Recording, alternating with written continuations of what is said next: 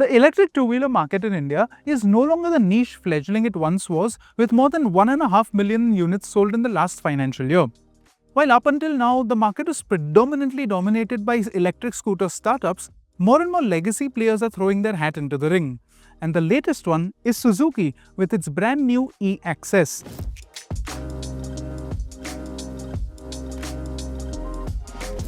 It goes without saying that a battery is one of the most important aspects of an electric vehicle, and it's here that the new e-Access has gone down a very different route compared to every other well-known electric scooter on sale today. You see, the e-Access uses an LFP battery instead of most scooters on sale that use an NCM battery. Now there are upsides and downsides to this choice Suzuki has made. The upshot is that LFP batteries are usually safer, less prone to thermal runaways, and have a longer lifespan. Suzuki claims that the e-Access's performance doesn't really taper off until the battery reaches 10% SOC. This is in comparison to other electric scooters where the performance tapers off as the battery loses charge. Of course, this is something we'll have to verify when we get to properly test the e-Access. The downside is that an LFP battery is not as energy dense as an NCM one, and the e-Access has just 95 km of certified range, which is about 15 to 20% lower than the equivalent NMC powered scooter. Coming to how you charge the battery, there are two ways to go about this. One is with the portable charger supplied with the e-Access, which can top up a flat battery to full in a little over 6 hours. And the second is to go to a Suzuki fast charging station.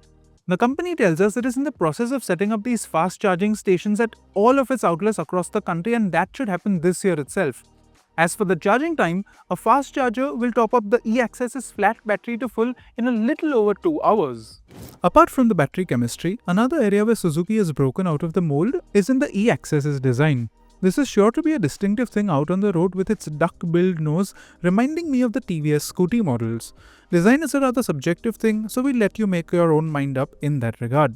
Like other rivals in the market today, the e-Access has a respectable feature list. You've got a 4.2-inch color TFT display, which has rather large bezels, keyless ignition, a USB charging port, and 3 riding modes: Eco, Ride A, and Ride B.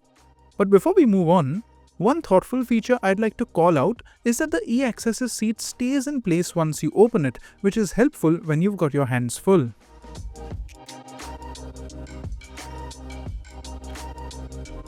Moving on to the riding modes, Ride A and Ride B give you full power where you can achieve the 71 km/h top speed, with the only difference being how the regen kicks in, with it being stronger in Ride A.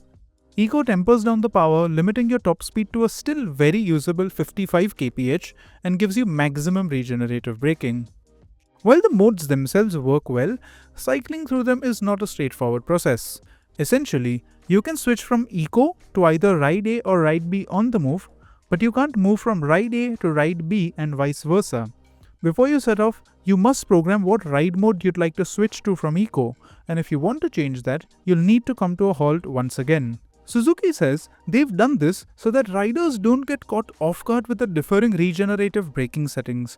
To be honest, the difference isn't that big, and we think this is just an unnecessary complication on an otherwise very straightforward scooter. Now that I've told you almost everything there is to know about the e-Access, we'll get to the important bit: how this thing is like to ride. Now it should come as no surprise given its intended purpose that the e-Access is a relaxed, calm thing to ride. Don't get me wrong, this is not a slow scooter, but the way the performance is delivered is rather placid. Even the regenerative braking system can be described that way. It starts gently and then slowly builds up to bring you to a halt in a sure-footed manner. Everything about the way this rides and handles can be described very close to a petrol scooter, so there is that sense of familiarity to it. Now, we rode it on a go-kart track today with very few bumps sprinkled in, so I can't tell you exactly what the ride quality is like. That judgment will be when this thing meets Mumbai's atrocious roads. But from what little I felt today, this feels like a plush, composed thing to ride. While this isn't an eager handler, it managed to hold its own in today's setting, and the overarching theme I feel from this scooter is that it prioritizes sure-footedness over flickability. Again, no surprise given its family scooter orientation. Given that it has to cater to the family scooter buyer, it's no surprise that the e-Access is a rather utilitarian and practical thing. It's got 2 luggage hooks, an open cubby on the front apron, and of course an underseat storage compartment. But the issue here is that at 17 liters, the e-Access's boot is much smaller than every other well-known electric scooter on sale today. They are roughly in the ballpark of 30 liters or sometimes even more. In fact, the e-Access's boot is smaller than even the petrol Access, which is a scooter we sampled some time ago. And another thing, the e-Access's range delta to a scooter with a similarly sized battery is significant enough that I could see it becoming an issue for a potential buyer at this end of the market.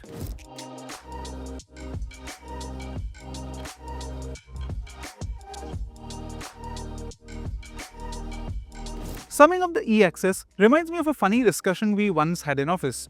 You see, whenever we look at the brochure or the spec sheet of a Suzuki two-wheeler, nothing really stands out. There's really no single USP. It never has the most features, it never has the most power, and so on and so forth.